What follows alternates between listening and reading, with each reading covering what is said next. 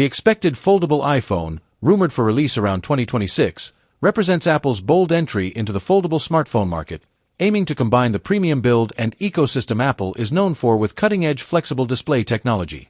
Leaks suggest it will feature a rollable or foldable OLED screen, allowing the device to transition seamlessly between a compact smartphone form and a larger tablet-like display, likely around 8 to 9 inches when unfolded. Apple is expected to equip it with its next-generation A18 or A19 Bionic chip, ensuring flagship-level performance, paired with 5G connectivity and ample RAM for smooth multitasking.